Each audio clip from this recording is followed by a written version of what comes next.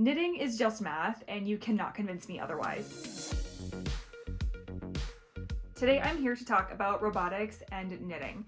And when I say robotics and knitting, I'm not talking about like machine knitting or robotics making knit garments or the future of knitting or something like that. I am talking literally about robotics, like a robotics competition, and how I feel like it's applied so much to my own learning in knitting. Hello, this is Raylan, and this is Raylan Tries Knitting. I am a knitter in northern Minnesota, and I love to bring you along for this knitting journey that I am on, and I also hope to help you a little bit along the way with your knitting. If you end up liking this video, make sure to like the video, and if you like the content, make sure to subscribe to follow along for more. The robotics competition that I am talking about is FRC, which is First Robotics Competition. This is an organization that does lots of different robotics. There's also FTC and FLL, which are some lower levels of robotics competitions. But FRC is one that a lot of high schools compete in, and that was the team that I was on throughout my entire time in high school pretty much. And it was basically like my sport. I was there probably every single day for multiple hours a day, and I eventually became the co-captain of the team with my friend. An FRC robotics competition is actually happening this weekend in the city where I live, so I am going to go there, going to go see some of my friends and actually the old co-captain I was with, as he still mentors the team that we were on. I did make a knitting project that does relate to robotics. It is my chicken hat. I just knit this up. I know it might be hard to see. I think you can see it maybe there. I'm like pulling the camera up. But I made a chicken hat because the team that I used to be on, the mascot is a chicken. And I like to cheer for my old team when they're in town. And then being in town just made me think so much about where I've been and how it's led me here and how it's applied to my knitting so much. I truly, in high school, was a kind of a hater of the whole like STEAM versus STEM idea. There was a pretty big push, probably when I was around in high school, for arts to be included in STEAM, in STEM, to be STEAM. And I really didn't understand it. I wasn't like a hater of it, but I didn't understand like where arts fit in.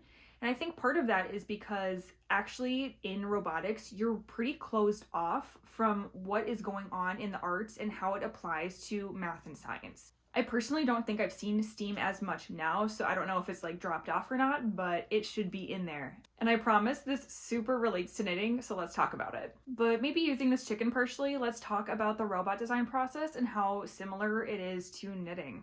For the robotics challenge, you're given a game each year, and your team has to come up with the best way to address it and score the most points, basically. You're presented with a challenge and a goal, and what you do is you create an image of something you want to make.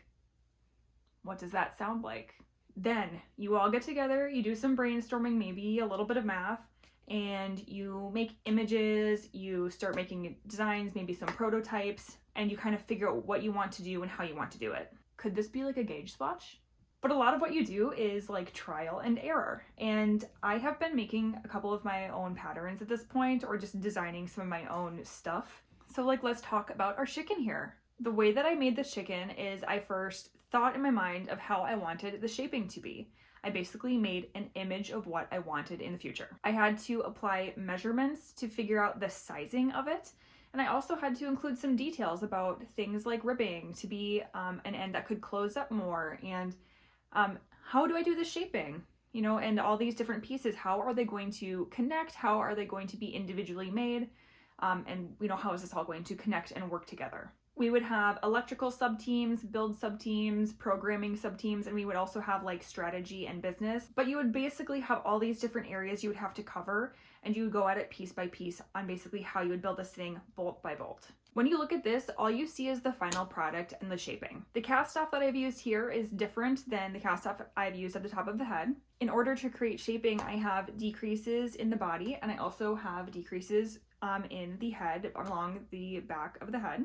The shape of the head comes in as it's also decreased. Part of this was knit in the round, part of it was broken up and in two separate sections. Parts of it were also knit flat. The entire process of this construction is a variety of techniques and tools all put together to build an image that you drew on paper and making it something that is 3D and can function how you want. This chicken hat only did take me like 2 or 3 days to make. I'm not saying it's the same as making a robot, but a lot of the skills are very applied. It's also the idea that it is a very technical skill. If I handed my friends who are in robotics and continue to be in a lot of engineering and things like that, if I handed them 2 balls of yarn and a pair of needles and I said, knit me up a checkered hat, I don't know if they would know what to do. I'm not saying they wouldn't be able to learn how to do it, but it is still a skill set with a lot of variety of different techniques and a lot of different things you have to learn to be able to do it. I also find it really interesting that knitting has pretty frequently been compared to coding. I am not a coder. I did go to like a coding boot camp thing when I was like 16 years old at the U of M for like a week straight. And I learned, of course, doing like the hello world and some like basic sorting things and basic code. But I left not really knowing what I was doing still, and still not being like super interested in it. Coding was never my thing. So if I get some of this stuff wrong, I'm sorry.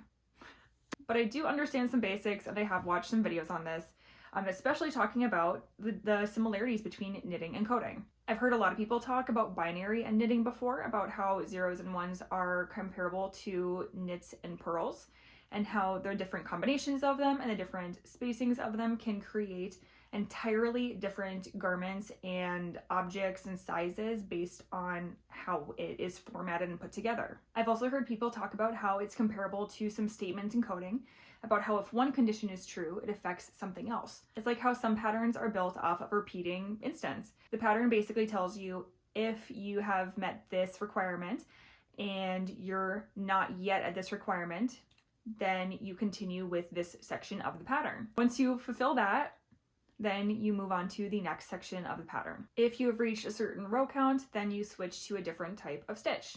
Or for something as simple as ribbing, if your current stitch is a knit stitch, then your next stitch is a purl. If your current stitch is a purl stitch, then your next one is a knit.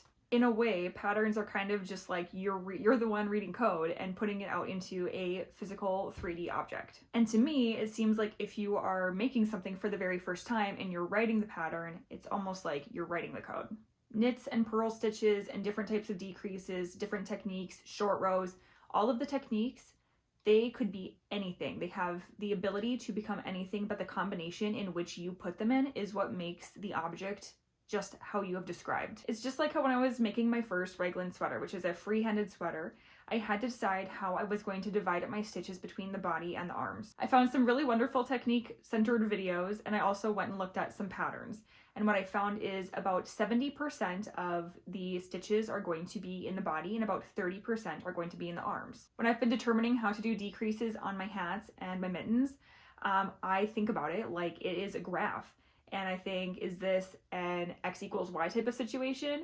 Or is it like a curve? Is it a parabola? Is it linear or is it exponential? Knitting is basically just math, in my opinion, and the more I learn about it, the more I think that that is true. Even something like pattern grading, about moving things into multiple different sizes, that is truly just math at its core, about getting those adjusted to the correct sizing and adjusting everything else to, either shrink it down, make it larger, widen some areas, tighten some areas. This is all just math at its core. Similar thing with pattern designers. I'm sure that Petite Knit, she probably has a team behind her, but a lot of people who are doing this pattern designing, it's got to be quite math heavy. Even for something simple like this, I am thinking about the repeating sequence of it and the spacing of it. I'm also thinking about how far apart my floats can go to where they don't have to be, we don't have to catch them. And then for decreases for something like this, you also have to think about the placement of them. Are they going to go between the squares or in them? How do you effectively hide them and decrease this down to just a couple stitches to close up at the top while still maintaining a checkered pattern in something that is not squares? Knitting is just math. It truly belongs in the STEM category, and that's why I totally have become a backer of STEAM. I'm so excited to go cheer on my old team and see my old friends at the event this weekend, and I do have a couple last things to finish up with my chicken. I did put some stuffing in there, so I want to cover this up. I think I'm going to just knit a little flat panel, probably make it like an oval. And then I'm just going to kind of stitch that over it just so it stays closed for the event. I'm going to do that on both the head and also for the butt because they both have a little bit of stuffing in them to help them maintain their shape. Once the event is over, what I'm going to do is I plan on closing up this bottom and totally stuffing this full so then I can then have a chicken pillow for at home. So I do plan to finish this up for that event to kind of celebrate, cheer on the team that I used to be on. I also am going to bring this to the event to kind of work on the bleachers, to fill some time, because you are there kind of all day, which can get a little boring when it's just like event after event and maybe there's nobody you know or teams you've maybe never heard of competing against each other. So this will be good to keep me entertained in the stands, and I can't wait to show you some of the event. Let's go watch some robotics and do some knitting.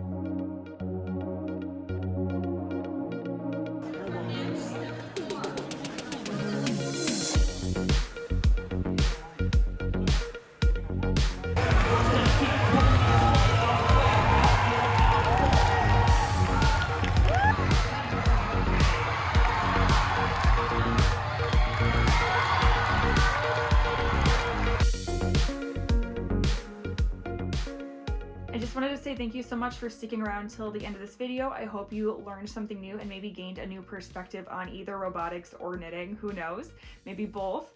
But I'm so glad that you joined, and I hope you stick around for more content to come, and I will see you around.